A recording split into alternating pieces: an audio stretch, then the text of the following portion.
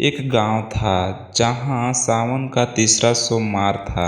गांव के मंदिर में घंटे बज रहे थे, बादल गरज रहे थे और एक बूढ़ा पुजारी कांपते आवाज में कह रहा था, आज कुछ अलग होगा। गांव वाले चौंक गए। क्या अलग बाबा?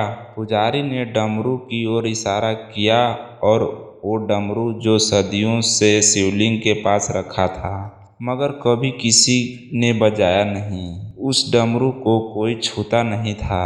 कहते थे ये खुद भोलेनाथ का है, इसे बस वही बजा सकते हैं। उसी दिन गांव के बीचों बीच एक अंधी बूढ़ी औरत आई, कपड़े फटे हुए, हाथ कांपते हुए, पर होठों पर बस एक ही नाम था, शंभू शंभू।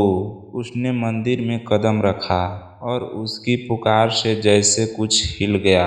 हवा ठहर गई, घंटियां खुद बजने लगी और वो डमरू खुद ब खुद थरथराने लगा। गांव वाले चौंक गए। डमरू थरथराया, बज भी गया और उसकी आवाज ऐसी थी जैसे आसमान फट पड़ा हो। डम डम डम।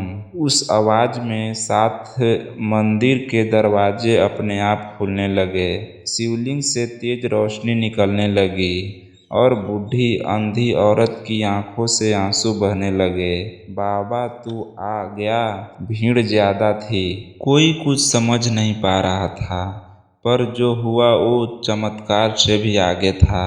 शिवलिंग से एक प्रकाश निकला, सीधा उस बूढ़ी औरत की आंखों में पड़ा और पल भर में वो औरत देख सकती थी। पहली बार जीवन में लोग चीख उठे, ये क्या है? शिवजी का चमत्कार। डमरू अब रुक नहीं रहा था, उसकी हर बात के साथ कुछ बदलता था। कभी मंदिर के टूटे छत अपने आप जुड़ते, कभी गरीब के घर में अन्न के बर्तन भरते। हर बार एक वरदान था, हर गूंज एक चमत्कार। गांव के हर व्यक्ति की तकलीफ मिटने लगी। किसी की बीमार बेटी उठ खड़ी हुई, किसी के सूखे खेत में हरियाली छा गई, किसी का लापता बेटा मंदिर के बाहर खड़ा था। लोग रोने लगे, हंसने लगे, जैसे स्वर्ग उतर आया हो।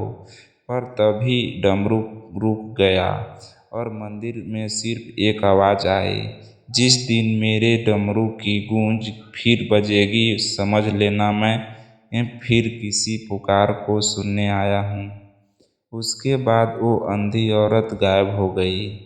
कोई नहीं जान पा रहा था कि वो कौन थी, पर कुछ कहते हैं वो माता पार्वती थी, एक परीक्षा लेने आई थी। और डमरू अब भी वहीं रखा है, पर हर सावन सोमवार को आधी रात को अगर कोई सच्चे दिल से शंभू पुकारे तो फिर वही गूंज, वही कंपन, जैसे धरती शिव की चाल से कांप उठी हो। गांव वाले जानते हैं, जो भी उस रात पुकारता है शंभू, उसकी हर पुकार सुनी जाती है। कभी कोई माँ अपने बेटे के लिए पुकारती है और बेटा जो शहर में एक्सीडेंट में फंस गया था, अचानक जिंदा घर लौट आया। कभी कोई गरीब किसान सूखे खेत में बैठकर शिव का नाम लेता है और सुबह उठते ही बारिश शुरू हो जाती है। कभी कोई बेटी जिसकी शादी टूट गई थी, रोती हुई मंदिर की सीढ़ियों पर बैठती है और कुछ दिनों में उसे वही वर मिलता है जिसके लिए वो हर सोमवार व्रत रखती थी। क्योंकि ये डमरू कोई साधारण वाद्य नहीं है, ये स्वयं महाकाल का वरदान है।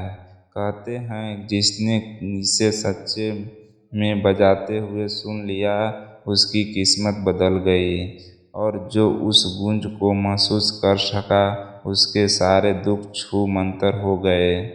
मगर ध्यान रहे, डमरू तभी बजता है जब पुकार होती है सच्चे दिल से, जब आँखों में हो आस और दिल में हो विश्वास। ये शांत रहता है, बस देखता है। पर जिस दिन किसी ने रोते हुए कहा, शंभू बस एक बार सुन ले, तो डम डम डम डम, और वही कहानी फिर से शुरू हो जाती है।